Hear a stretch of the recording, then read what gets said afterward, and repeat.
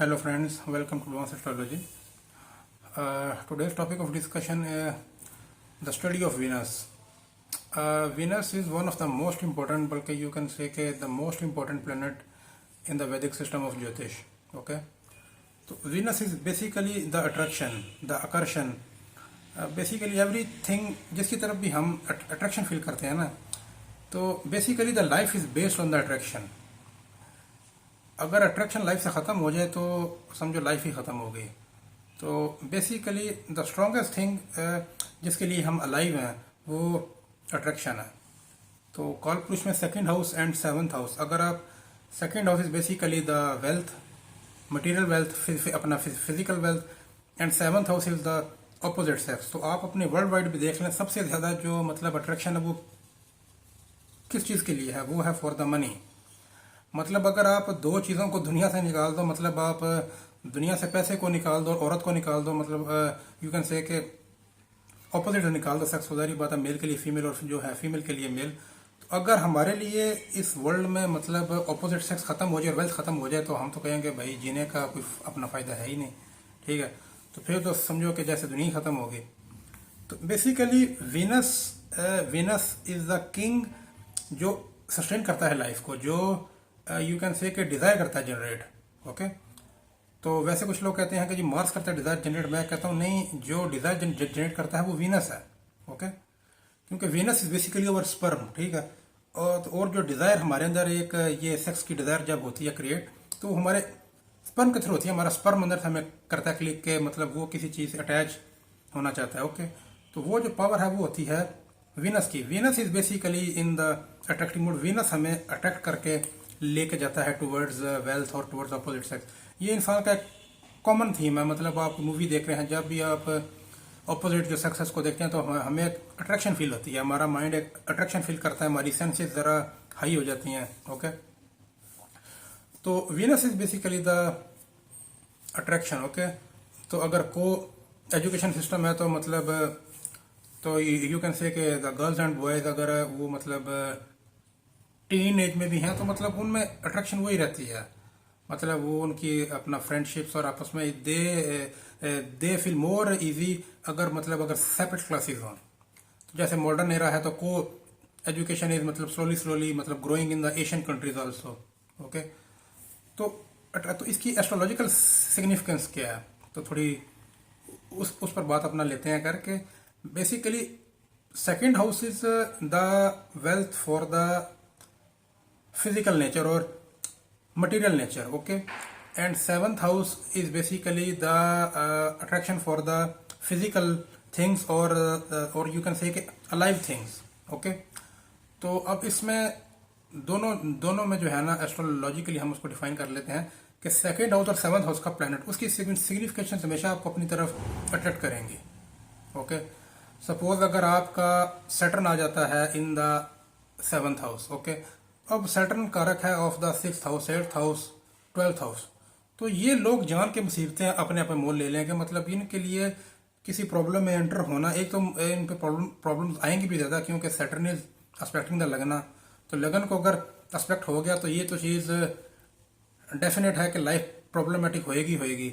Life में problems तो आनी है, क्योंकि उसने वहाँ से सेवंथ हाउस से उसने जो है वो लगन को भी अपना जो वो दे दी दृष्टि एस्पेक्ट. ओके, तो लेकिन अब उसकी जो फिजिकल सिग्निफिकेशन हैं और उसकी जो लॉर्डशिप की हैं वो दोनों में आपको अट्रैक्शन आ जाएगी. सपोज वो सैटर्न आपका लॉर्ड है ऑफ द यू कैन से के 10th house and 11th house. Okay, तो आप अपने स्टेटस को लेकर बड़े कॉन्शियस हो गए. You want to get the more status and अपने गेन्स को लेकर के मेरे ज़्यादा से ज़्यादा वेल्थ हो जनरेट, मेरे लिए ज़्यादा से ज़्यादा पैसा मेरे पास आए एंड और मैं ज़्यादा से ज़्यादा हो जाऊँ रिच. तो इन दो चीज़ों के लिए आपकी अट्रैक्शन बहुत ज़्यादा होगी. ठीक है, अपने वेल्थ के लिए, अपने स्टेटस के लिए, अपने गेन्स के लिए, तो इसके लिए आपकी जो है वो अट्रैक्शन बहुत ज़्यादा बढ़ जाएगी. Same is the case applied with the second house also. लेकिन second house is you can say कि लेस हाउस कैपेबल, क्योंकि वहाँ से जो लगन है वो 12th हो जाता है. तो उसका इम्पैक्ट वो नहीं आता, क्योंकि वो वहाँ पर आप सिर्फ उसको यूज़ करते हो to sustain yourself. Second house is basically over food.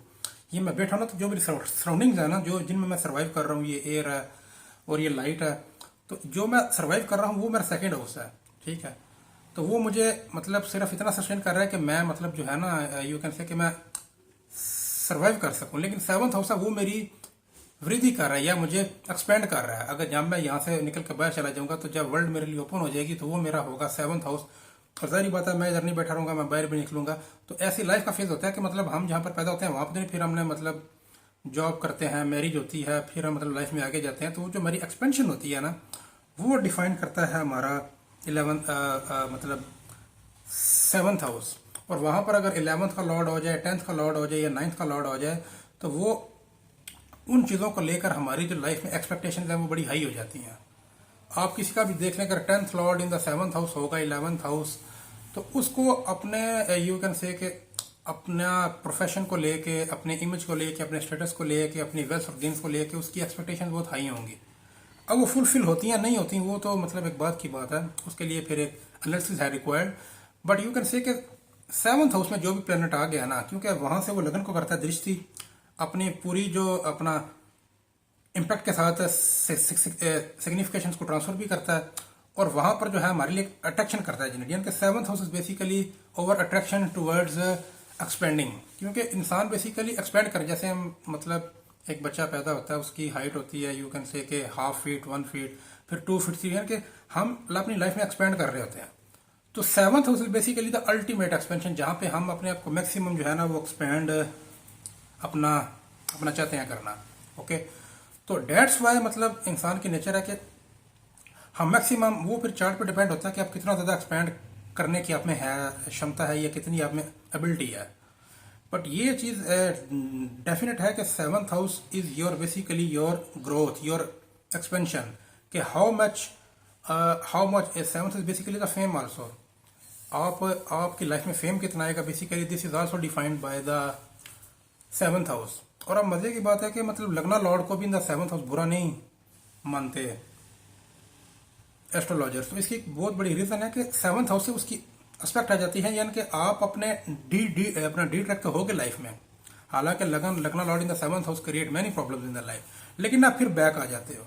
आप फिर मतलब अपना लाइफ में आप डी ट्रैक होके फिर आप अपने जो है ना वो गोल पे वापस आ जाते हो due to the power of the aspect. Okay, तो डेट्स वाई 7th हाउस में लगना लॉर्ड भी बुरा, हालांकि वो एनिमी साइन में होता है। 7th हाउस हमेशा हमारा एनिमी होता है। आप किसी भी उठा के देख लो लगन को, यानी कि एरीज है तो जो लिब्रा है, यानी कि टॉरस है तो स्कॉर्पियो है, जेमिनी है तो मतलब उसका जो अपना 7th है वो हो गया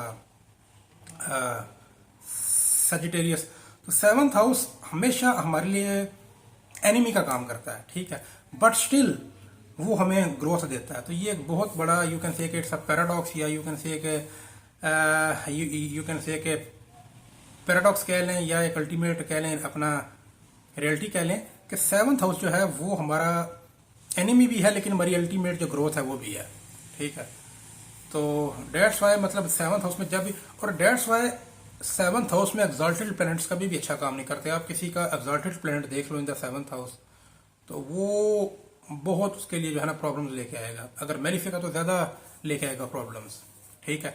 इवन बेनिफिक प्लैनेट भी कभी वो हो सकता है आपको, मतलब अगर जुपिटर है तो हो सकता है आपको एक डिवोटेड वाइफ तो दे दे, ठीक है, लेकिन आपको वैसे रिलेशनशिप में प्रॉब्लम, बिजनेस में प्रॉब्लम, पार्टनरशिप में प्रॉब्लम।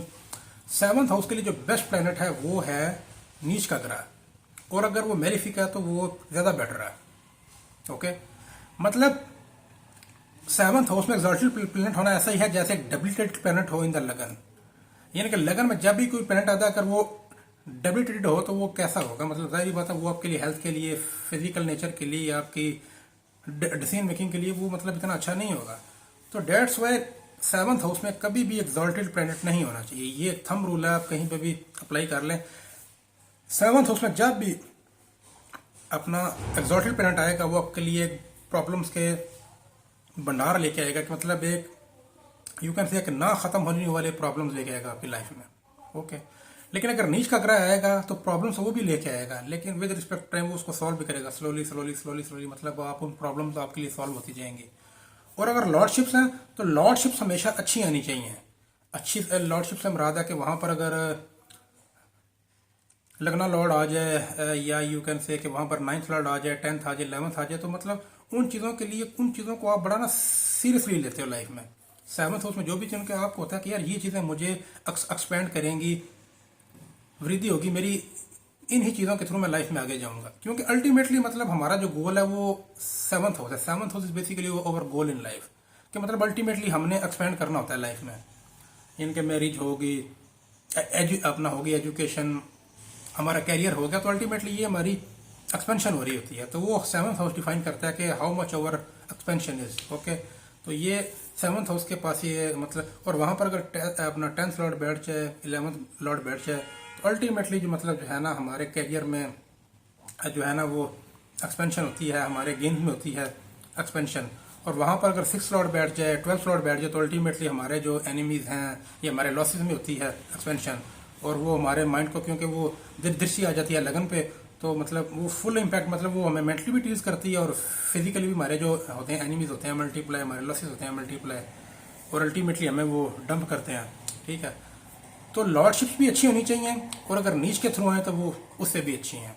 ठीक है, तो सेवन्थ हाउस बेसिकली देखे ना, ये मैं बैठा हूँ तो इस टाइम मेरा फोकस है on the mobile, on the camera. ठीक है, मेरा फोकस अपने आप पे नहीं है, क्योंकि ये इंसान के नेचर है कि उसका फोकस हमेशा आउटवर्ड रहता है। जैसे अब मैं कॉन्शियस हूँ तो मैं वीडियो बना रहा हूँ, तो मेरा फोकस आउटवर्ड है। तो यही मतलब you can say it's our seventh house के मतलब हम अपने आउटर को लेके ज्यादा जो है ना वो होते हैं फोकस लेके अपने इनर को।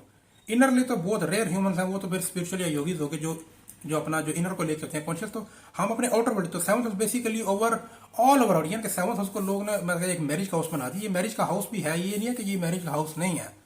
Seventh house is also denotes over marriage, लेकिन बेसिकली द सेवंथ हाउस मतलब कि हमारे लिए जो बाकी दुनिया वो कैसी है, all the other world is seventh house, और हम जो हैं इंडिविजुअल वो हम हैं लगन है, बाकी सारी दुनिया हमारे लिए सेवंथ हाउस है।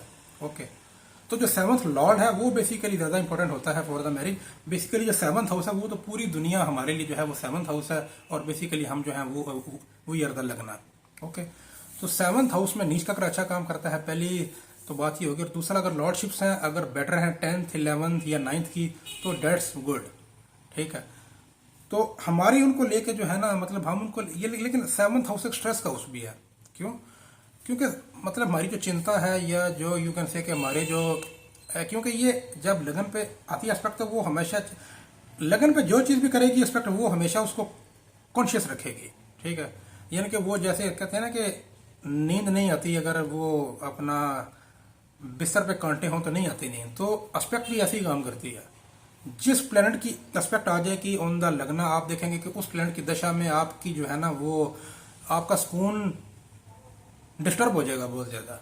यानी कि जिस फेज में चल रहे थे ना, अगर वो सेवंथ हाउस से आ जाती है एस्पेक्ट या 11th हाउस से आ जाती है, यानी कि स्पेशल एस्पेक्ट्स भी काम करेंगी। जैसे मतलब अगर आपका सपोज कर लें कि 9th में बैठा है जुपिटर और उसकी लगन पे आ गई एस्पेक्ट, तो जब भी किसी प्लैनेट की दशा दशा चले और उसका एस्पेक्ट लगन पे हो, तो समझो मतलब आपका सुकून जो है ना वो खत्म हो गया।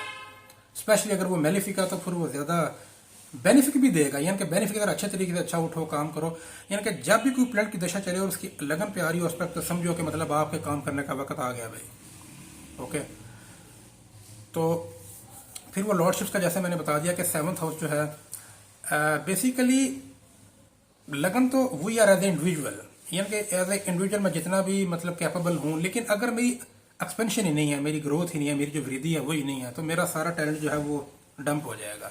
ठीक है, लेकिन अगर मेरे में थोड़ा बहुत टैलेंट भी है, अगर मेरी वृद्धि अच्छी है, ग्रोथ अच्छी है, लेकिन मेरे पास म्यूजिक का थोड़ा सा भी टैलेंट है, मुझे एक अच्छा स्टेज आता है मिल, तो मेरा वो जो टैलेंट है वो दुनिया के आ जाएगा सामने। तो बेसिकली सेवंथ हाउस डिफाइन करता है कि आपका जो टैलेंट है या जो आप में एबिलिटी है, जो आपका इंडिविजुअल सेल्फ है, वो दुनिया के सामने आएगा कि नहीं आएगा, आपकी वृद्धि होगी या नहीं होगी, आपकी ग्रोथ होगी या नहीं होगी, ये बताता है सेवंथ हाउस। अगर सेवंथ हाउस पावरफुल नहीं है तो आप हमेशा एक हिडन, आप बहुत ज्यादा टैलेंट होते भी आप मतलब एक हिडन ही रह जाओगे, वो कभी भी दुनिया के सामने नहीं आ सकेगा। और अगर सेवंथ हाउस पावरफुल है, एक नॉर्मल टैलेंट, एक मीडियोकर टैलेंट, एक थोड़ा मतलब हल्का फुल्का जो टैलेंट है, बड़ा लाइट सा टैलेंट भी, वो भी दुनिया के सामने स्टेज पे आ जाएगा। ये पावर है ऑफ द सेवंथ हाउस। ठीक है, तो ये मैंने डिफाइन की कि मतलब जरा वीनस की सिग्निफिकेशन और उसका क्या इम्पैक्ट होता है, और लॉर्डशिप के थ्रू मैंने बताने की डिफाइन की कि how seventh house connects over as a individual, हम कैसे कनेक्ट करते हैं विद द सेवंथ हाउस, और कैसे सेवंथ हाउस हमें करता है एक्सपेंड। तो इन चीज़ों को मतलब आप अपने चार्ट में अप्लाई करके अपने फ्रेंड सर्कल के, अपने कोलीग्स के या फैमिली मेम्बर्स की ये चीज़ें आप देखें तो आपको ये चीज़ें 100% काम करते हुए मिलेंगी। तो वैसे ही ज़रा मूड हो रहा था, मैंने कहा चलें ज़रा वीनस पर बात करने का दिल था, तो मैंने कहा ज़रा वीनस को एज ए अट्रैक्शन डिफाइन किया जाए।